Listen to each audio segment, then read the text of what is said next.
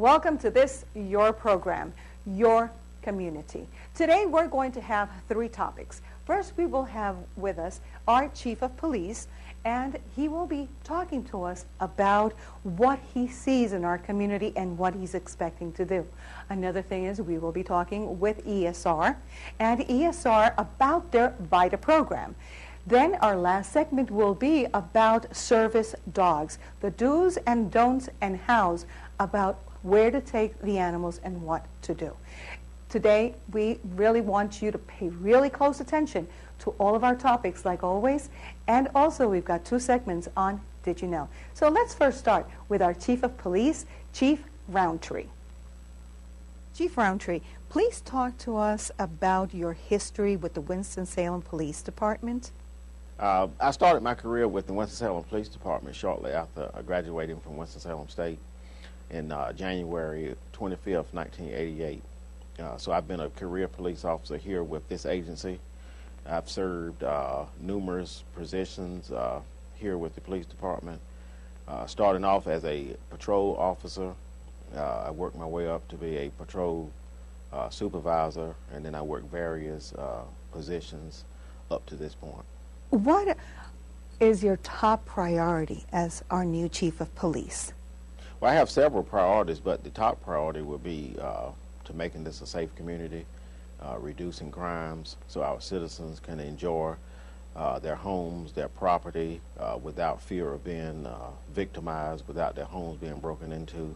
Also, so our children can go to school without being harmed and being fearful also.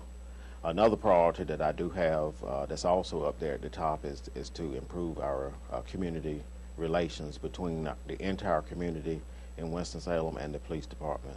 And I plan on doing that by having creative programs and partnering with the different groups here in the city. Your new police chief, what do you foresee? Do you foresee any big changes to the department? Presently, no real big changes. Now, I have made a few small operational type changes as far as the organization structure, but no real big changes at this point. Since I've only been on the job for 3 months, I think it would be irresponsible to make any large changes at this point. That's true. The community has been hearing and experiencing a higher amount of murders lately in our neighborhoods. What are your plans for all the murders that are going on, and how would you help the families get justice? Well, one homicide is too many. I will say on a good note, though, we are at an all-time low at this point. We've had 7 homicides up to this point. Last year, for the entire year, we had 8, which was a record since 1946 in the number of homicides here in this city. But what we plan on doing is continue to work with our community partners, continue to work with our citizens here in the community and the district attorney's offices, so we can do thorough investigations to ensure that we can get justice for the victims of these crimes. That's really great. That's something that our community really needs to hear. In your plans for our city, some citizens are asking, are we getting more police patrol in our neighborhoods? Well, that's always the question of concern of citizens. They want to see the police more. In our present police deployment for patrol officers, we do think that we do have an opportunity where the citizens will see the police officers more. And it is tough for every citizen to see the police every day driving down their street, or either walking down their street. You know, with a little over 230,000 citizens, about 132 square miles, it's tough for each citizen to see a police every day. But we are working on that so we can be more visible. We're actually working on a different unit to have additional officers in each of the 3 districts. And with our district operations, with our district office plan, that's another way that we plan on increasing the police presence throughout the city. That's a great plan. Now, many residents of our community have gone through a series of break-ins. I have talked to some of them, and the answer I get is not very encouraging. They say that all they get is a card in the mail informing them that the case has been closed. What would you like to let these victims know about this process? Well, what I'd like them to know is that each case that we investigate is important. We do know that each case is tied to a victim, so we take each one seriously. But as from an investigative standpoint, when we don't have additional leads to go on, at that point, the case is closed by a detective. Now, we try to make personal contact with the victims, but sometimes it's just difficult for us to follow up with them. Phone numbers may not be valid, or the phone number may be changed by the time the investigating detective has an opportunity to reach out to them. So we do use that card process to notify the victims that we don't have any other information to go on, and at that point the case is closed. But I do want them to know that each case is taken seriously. There is a detective that actually is assigned that case if it's referring to a house breaking. Now, one of the things that the citizens can do to help us is that when they see something in their neighborhood, we want them to be good witnesses for us, because a lot of times that's when we run into the dead ends, when we don't have witnesses to come forward and say, well, yeah, I saw that red car parked in the driveway. I saw that person running out the back door with a TV. Those are the small things that the citizens can do to help the police. And also what they can do is record serial numbers. If they have TVs, DVD players, cameras, electronic equipment, make sure you keep a list of your serial numbers, or either if you have a personal identification number that you want to engrave in your property, because also part of the process for investigating house break-ins, we do check like the pawnbrokers. So we do have access to those records too. A lot of information or a lot of property is returned to the rightful owners during those processes when we can return it. That's great advice. A lot of us really don't do those things. We just buy, leave it, and that's about it. Now, Chief, as you well know, we have a large Hispanic population in our community, and not all are undocumented residents.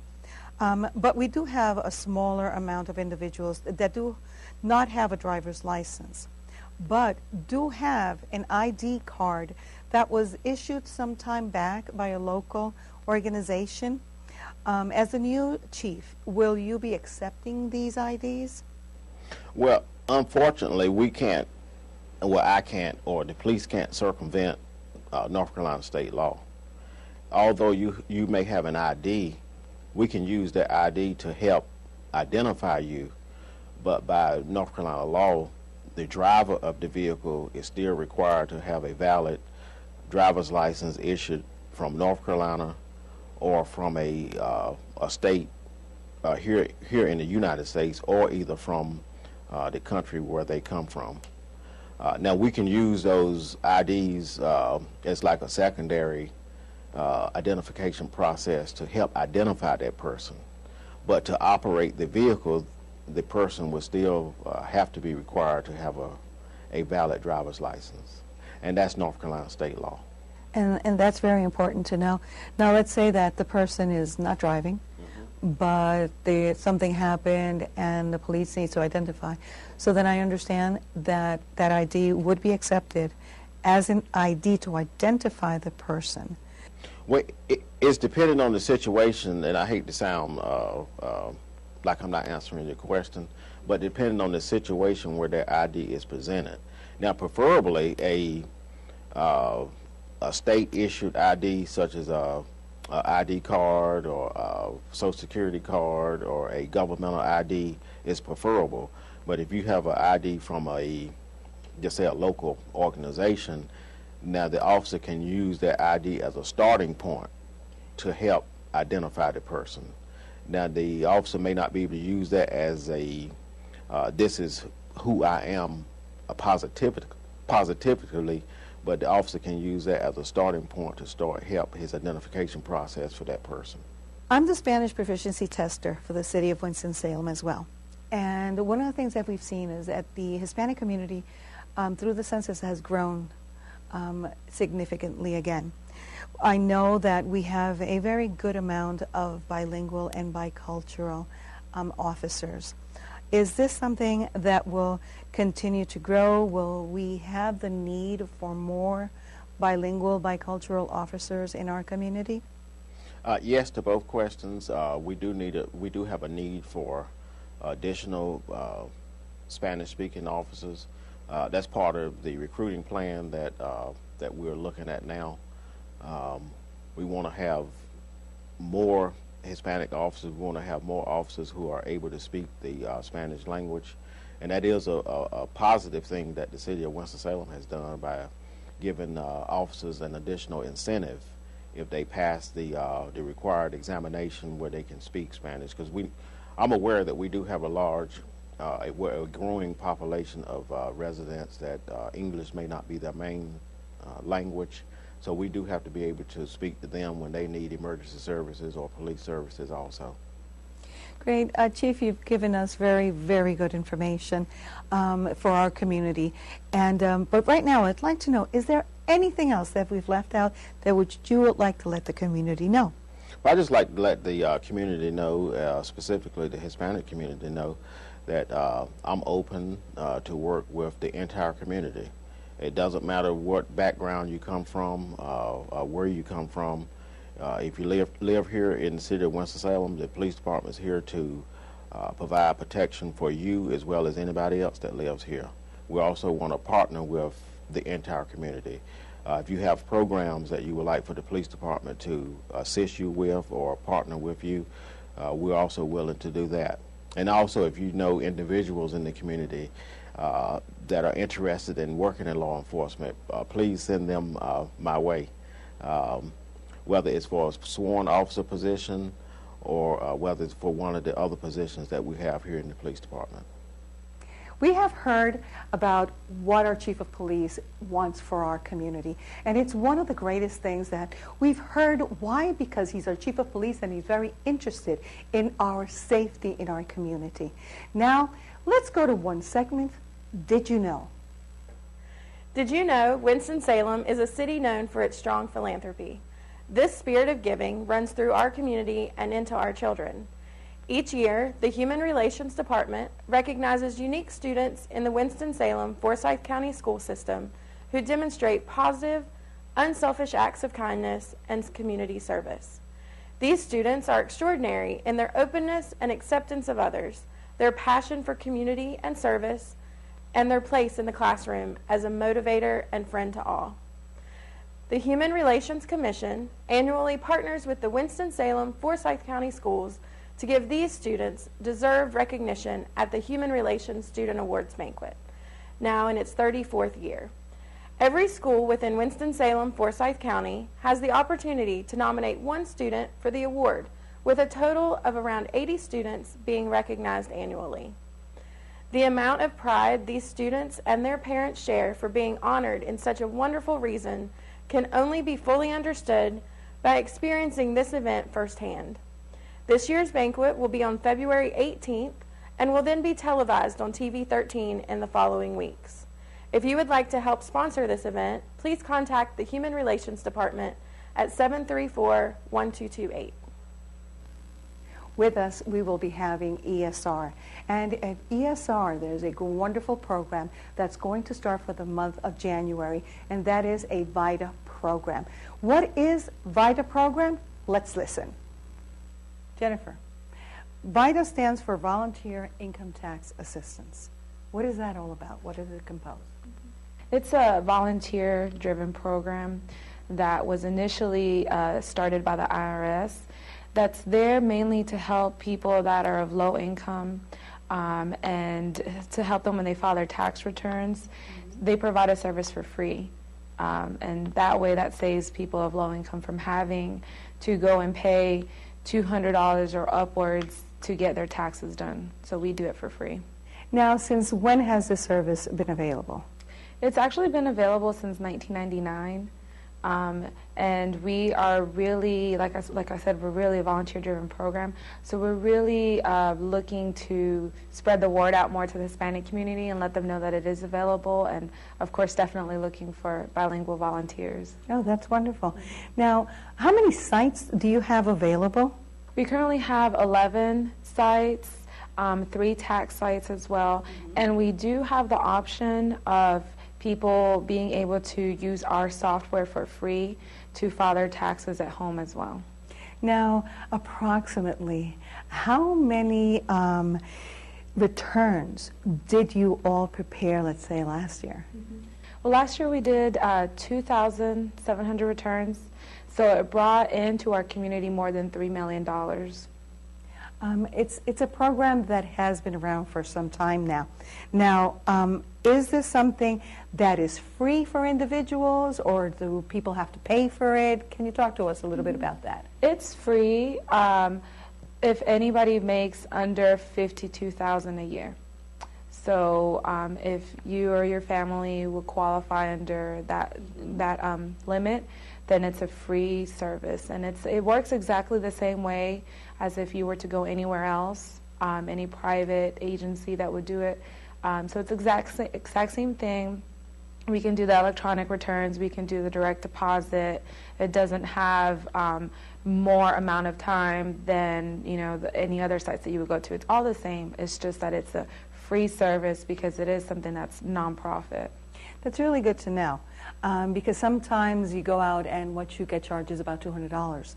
So, and being something that's electronic and direct deposit is really good, because a lot of people think that it's just done by hand and it's going to take longer. So it's the same way that any other tax company does it? Right, it's the exact same thing. For us, we really are cognizant of the fact that we have a lot of low-income people in our community, or working low income. And so, those $200 really can make a difference for somebody. And so we want to make sure that they get as much of their money back as possible. We really want to raise the awareness on the earned income credit and the child tax credit. So we really want to make sure that more people find out about it and get as much of their money as they can back. Now, the people who prepare this, are these paid personnel? Are these volunteers? If they are volunteers, how do you get your volunteers? How does it work? We are a volunteer-driven program. So what we do is we recruit volunteers.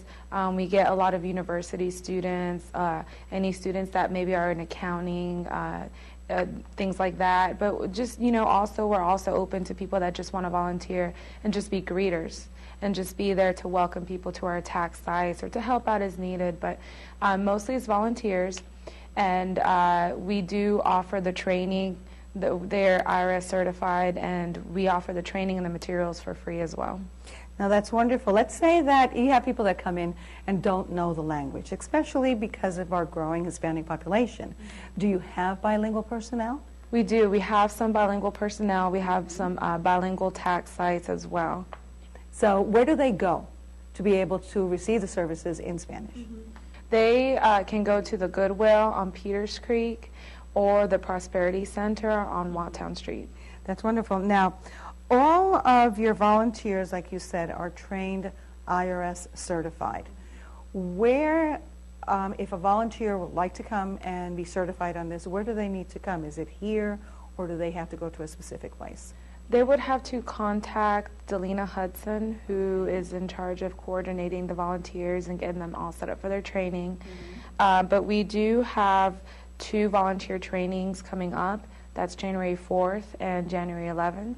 And so anybody that's interested in preparing taxes or even helping out and being a greeter is definitely welcome to contact us, and we can get them signed up for that. That's great. Now, these volunteers, do they have to pay for their materials? No, it's free. It's totally for free? We provide the materials for free. So then volunteers can come, you said January 4th and the 11th. What time and where? They would come here to the ESR building, and the training starts at 10 and it goes until 2, and they do need to be present for both trainings. So the January 11th is just part 2 of the January 4th training. I also understand that there's a website they can go. It's versaillesfreetax.org, and in this website they'll find a lot of useful information, and they'll also find links to the software that lets them prepare their taxes at home for free. And that website also, the landing page can be translated into Spanish, so the links can be seen in Spanish as well. Now, when does the tax preparation start? It starts on February the 1st.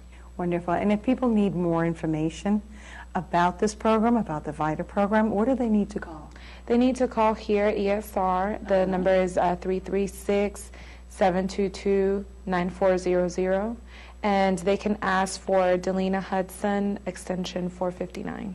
Okay. Also, I understand that they could call 211. Is this for? Yes, 211 will also be able to give them a list of the sites that are available. And the times. Some sites have different times.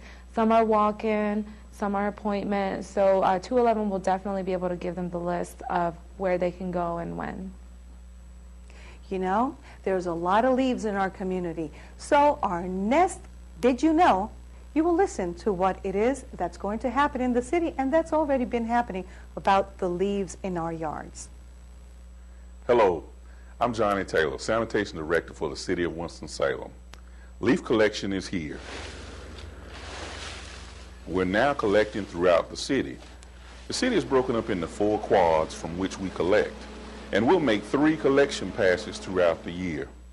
But did you know that the City of Winston-Salem Sanitation Department collects on average about 16,000 tons annually? How do we do that? We do that through about 32 different crews, 8 of which are comprised of automated collection vehicles that only utilize a driver. So, what do you need to do? Get your leaves to the curb, try to keep your leaves out of the street, and we'll collect them. If you have any questions about the location of the crews, feel free to go to our website, sanitation.cityofws.org. You'll find there a portal where you can put your address in and find out the information that you need. And in case there's some confusion, feel free to call 311. There's someone there that's willing to help you find out what you need to know. This last segment has to do with the Human Relations Commission. And Mr. Adolfo Briceño is going to be talking to us a little bit about the service dogs. Let's see what he has to say to us. Adolfo, can you please explain to us what is the issue, or what are the things that people need to know about service dogs? Yes, Miriam. One of the things people need to know is that service animals and companion animals are protected under the Fair Housing Act. And this will allow to have them in their homes if they're renting. I think that is the important message that we want people to understand. Now, service animals are animals that provide, a service to disabled individuals. Service animals can sometimes be their eyes, right, their ears, but sometimes they can also provide other services that are difficult to detect, like they can probably detect seizures in some individuals. And so that is a service animal. Now, a companion animal, a service animal is usually trained. A companion animal doesn't have to be trained, and that is also important for people to know. Some people that have disabilities, like have mental disabilities, just need an animal to be there, and that will relieve them of their condition. So in both cases, apartment complexes that have a no pets policy, because of the Fair Housing Act, they have to allow the animal to live in the complex. And even though they have this no pet rule existing. I think that is the message that we want to get to put out there. Now, it is also important to know that service animals and companion animals are not considered pets. So in some places where they will allow the animal to be, our guidance, the HUD guidance, says that they should not charge them a pet fee. because they're not pets. They're performing a service for the disabled individual. Now, if the complex alters, their rule of no pets policy, they are not supposed to also charge any type of extra fee or nothing for the animal. They're not supposed to. If the person can establish that that the person has a disability and the dog is what he needs to enjoy the complex, the facilities like everybody else because of the animal, then they have established that they need. There has to be a connection between the disability and the dog. Okay. And if that can be done, they shouldn't charge them any pet fee, and they should not either, and they have to allow the dog to be there, even though they have a no pet policy. Now, how does a landlord know that it is a service dog? What does the person need to take to the landlord? Yes. Typically, what the landlord can ask for is a note from a doctor, from a physician, from a therapist that establishes that connection, establishes that first the person has a disability, and then the person needs the animal to relieve some of the conditions of that disability. In general, that's what it needs to be done. The person does not have to show or prove that the animal is trained for that purpose. Okay, so they do need to bring in a doctor's note. Yes, the complexes, the apartment, the management, the owners can ask for that, because it is the tenant's or the disabled individual responsibility to prove the nexus between his condition and his request. So they can do that. They are not supposed, the apartment complexes managers, management in general, ask for very detailed information about the medical history of the patient. That can potentially be against the law. But what they can do is just ask, what is the request? Okay. And if the request has to do with a disability. And once that is established, and that, of course, the animal relieves part of the conditions or the stress produced by the disability, then they have to let them be. All right. Now, what would you recommend a person that is just doing this for the first time? Do they have to go to certain complexes, or does any complex have to obey this rule? No, any complex has to obey this rule. If they are renting, if they are paying a rent, any complex has to obey this rule. If you have a voucher, for instance, it's exactly the same thing. If you are paying market rent with no subsidy, it's exactly the same thing. As long as it is an apartment building, the Fair Housing Act applies to that apartment building, and they have to comply with it. Now, there are also it's important that people know this, there are no limits of how many pets apply to this thing. Because for some people, an animal can, alert them to sounds, for instance, and probably the other animal is a guiding dog. So probably the person needs 2 animals, or 3, we don't know. So number of animals and weight are not limitations. Now, the complex can deny the request. It is also important that people know this. But the complexes, according to the guidance, can only deny them because of 2 things. One, it presents an undue financial burden to the complex, or a very big financial burden, or changes completely the type of service that they provide if they allow the animal, or if the animal is a threat or destroys the property. But for this second, condition, the animal has to show that he has been a threat to people in there. It cannot be a characterization of the animal or the breed for the complex to make the determination to deny the request. They have to, the animals have to be in the complex, and the animal has had to, to present some that the animal is a threat or has damaged the appointment. Well, thank you so much, Adolfo, for your information, because it is something very, very important that people do know what their rights are in relation with their disabilities and what they need for their disabilities. Thank you so much. You're welcome, Miriam.